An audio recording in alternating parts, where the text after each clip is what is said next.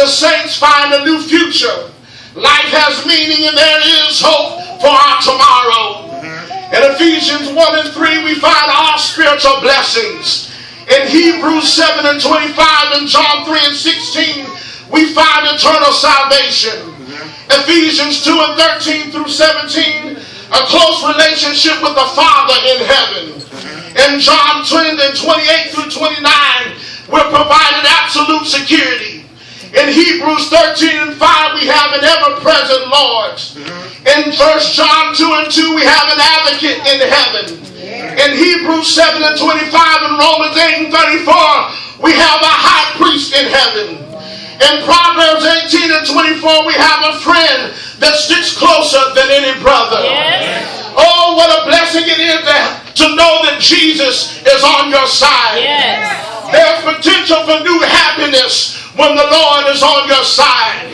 Every day is not going to be howdy, howdy, and never goodbye. But just to know that Jesus is on my side gives me enough reason to be happy. To know that Jesus is praying for me that I be not shifted is enough reason for me to be happy. To know that it's not over until Jesus has the last word is enough reason for me to be happy. It's enough reason for me to go through a basement. It's enough reason for me to go through and suffer for the cause of Christ. Because I know that all things will work together. Even though it's not good to me right now, I know that God has proposed for it to be good for me. He's proposed for me to grow out of this experience. He's proposed to get the best out of me, out of my trials and hardships. He's purpose in his life, a purpose in his mind for me to go forward to better things out of the trials and tribulations that I encounter. Therefore, I will stand at the feet of Jesus. We must not get up until God says it's time for victory. It's time for us to get to the feet of Jesus and stay there. Naomi and Ruth teach us the importance of consistency. It involved research. Ruth was commanded to watch the place where Boaz laid himself down. Of all the men there, she was to isolate him and see where he was resting. If she was going to get to his feet, she had to find him. Can I tell you, brothers and sisters, if we're going to get to the feet of Jesus, we have to sit down long enough to find out where he is. He's not the same place for everybody. Some people will find the feet of Jesus in just their ministries. Other people, you've got to go out into the highways and the hedges to find the feet of Jesus. Not because he's not everywhere, but because he can't be there until you get to your assigned place. We have an assigned place that causes us to get to the blessings of God. We have an assigned mandate that causes us to reach the full potential that we're supposed to receive when we get in God. Our problem is we've got caught up in our degrees.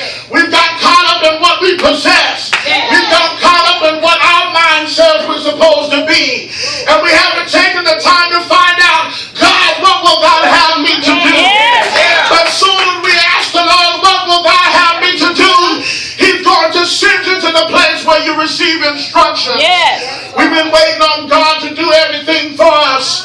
And God is saying to us this morning through Ruth and Naomi that you have a part to play in your miracle. A word is in order concerning the place where she found him.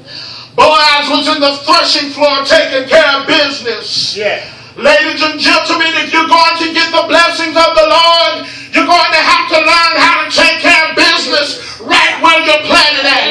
Learn how to grow right where you're planted. Learn how to succeed right where you're planted.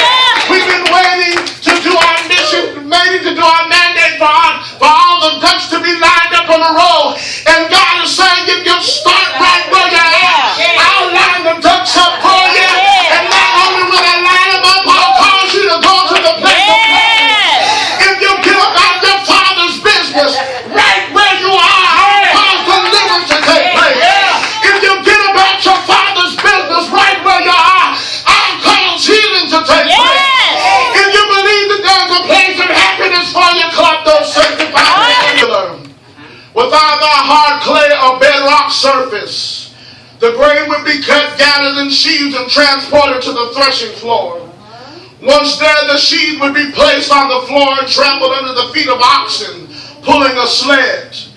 This is important to us because we need to understand, brothers and sisters, that the blessings of the Lord require work. Yes. Too many of us have been sitting down waiting on a blessing from the Lord.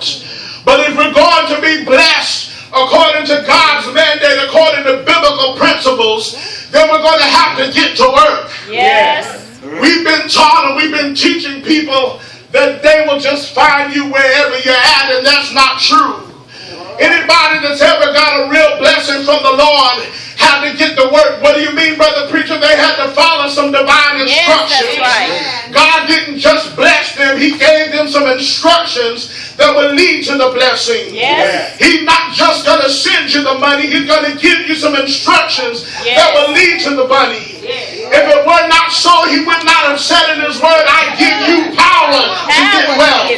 He said in his word, after you have received the Holy Ghost, I will give you power. That's it. What he's trying to do is he's saying, what I do, what I send is instructions and power to work on you so that you can go and work on your situation. Yes. I give you power and I work on you so that you can do what it takes so you can receive your healing. Yes. Families participated after the threshing is finished. A time of celebration and praise is to begin. At the conclusion of their feasting, the women and children leave the floor to sleep nearby in tents, while the men slept around the heaps of grain.